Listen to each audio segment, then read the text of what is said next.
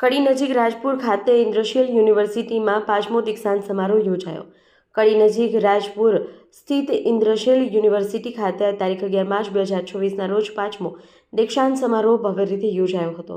આ પ્રસંગે મહાનુભાવો, પ્રાધ્યાપકો, સ્ટાફ સભ્યો, વિદ્યાર્થીઓ તેમજ તેમના માતા પિતાની નોંધપાત્ર ઉપસ્થિતિ રહી હતી। સમારોહમાં મુખ્ય અતિથિ તરીકે પ્રખ્યાત વૈજ્ઞાનિક અને computational biological doctor Shekhar Singh Mande ઉપસ્થિત રહ્યા, જેઓ વર્ષ 2018થી 2022 દરમિયાન council of scientific and industrial રિસર્ચના ડિરેક્ટર જનરલ તરીકે સેવા આપી ચૂક્યા છે। કડીના રાજપુર ગામે લાકડીની ફેક્ટરીમાં ભીષણ આગ, ફાયર બ્રિગેડની ભારે જહેમત બાદ કાબૂ। મહેસાણા જિલ્લાના કડી તાલુકાના રાજપુર ગામની સીમમાં આવેલી લાકડા પાટિયા બનાવતી ફેક્ટરીમાં મોડી રાત્રે અચાનક ભીષણ આગ લાગતા અફરાતફરીનો માહોલ સર્જાયો હતો। આગ લાગતા જ આસપાસના વિસ્તારમાં ભારે ધુમાડો ફેલાઈ ગયો હતો અને ઘટનાની જાણ થતાં કડી નગરપાલિકાનું ફાયર બ્રિગેડ તાત્કાલિક ઘટના સ્થળે દોડી આવ્યું। ફેક્ટરીમાં મોટા પ્રમાણમાં લાકડાનો જથ્થો હોવાના કારણે થોડા જ સમયમાં વિકરાળ સ્વરૂપ આગે ધારણ કરી લીધું। ફાયર ટીમ લાંબા સમય સુધી ભારે જહેમત બાદ આગને કાબૂમાં લેવાનો પ્રયાસ કર્યો હતો।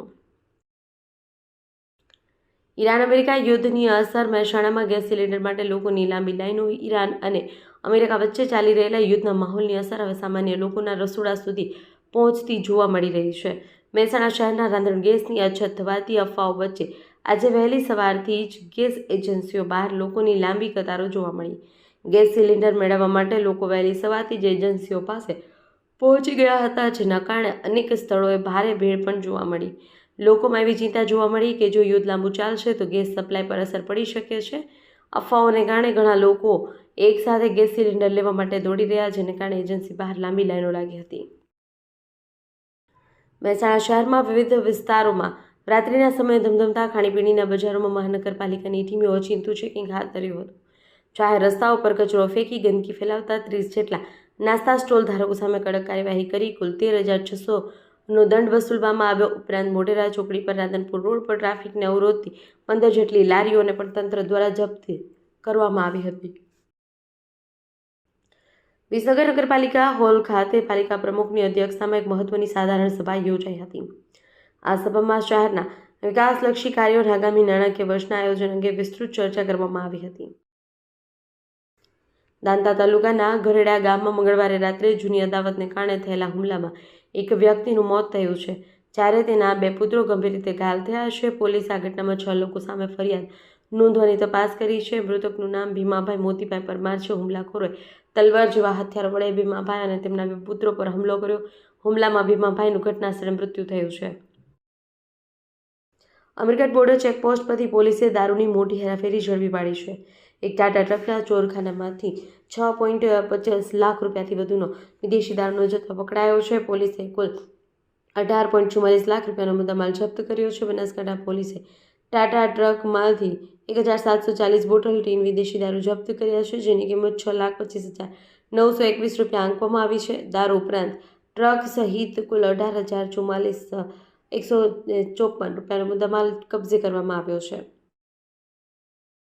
બનાસકાંઠા જિલ્લા કલેક્ટર અને શ્રી આરાસુરી અંબાજી માતા દેવસ્થાન ટ્રસ્ટના ચેરમેન મિહિર પટેલના અધ્યક્ષસ્થાને અંબાજીના ચાચા ચોક ખાતે માતૃશક્તિ પોષણ કીટ અને શ્રી શક્તિ વધામણા કીટ વિતરણ કાર્યક્રમનો પ્રારંભ કરવામાં આવ્યો।